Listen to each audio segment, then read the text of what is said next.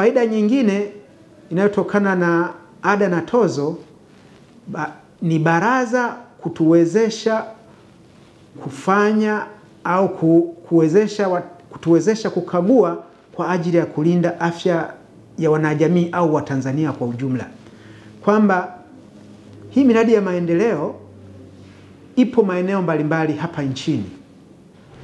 Lakini miradi hii ya maendeleo haijajitenga, iko pembezoni mwa jamii au katikati mwa jamii. Hii miradi inaweza ikaleta athari kwenye mazingira ambayo mazingira hayo ndiyo yanaweza kuadhibu sisi kama jamii, kama raia ya Watanzania.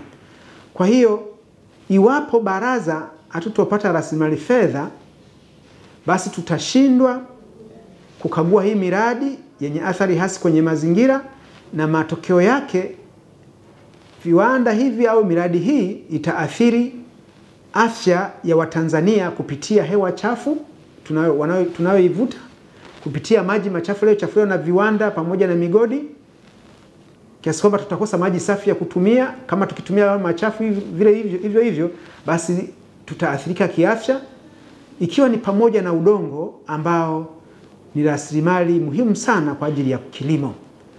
Kwa hiyo ada na tozo inatusaidia kuhakikisha kwamba tunakagua hiyo miradi mbalimbali ili kuweza kunusuru afya ya Watanzania.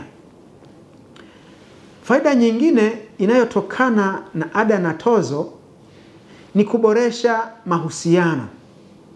Mahusiano mazuri kati ya baraza na wawekezaji yanatokana na kutembeleana.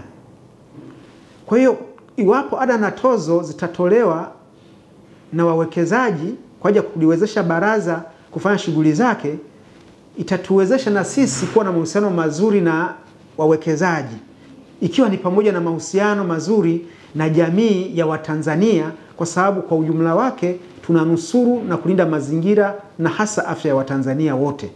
Na tunawezesha mahusiano, si tu kwamba tutakuwa na mahusiano mazuri kati ya baraza na wawekezaji kwa sababu tunawasiliana mara kwa mara, lakini pia tutawafanya Watanzania waipende serikali yao, kwa sababu baraza au NEMC au serikali kwa ujumla inajali afya ya Watanzania kwa kuwapambania kuhakikisha kwamba hewa, maji na udongo ambazo ni rasilimali muhimu kwa afya yetu zinapokuwa zimelindwa, kuhakikisha kwamba afya ya Mtanzania inaboreka.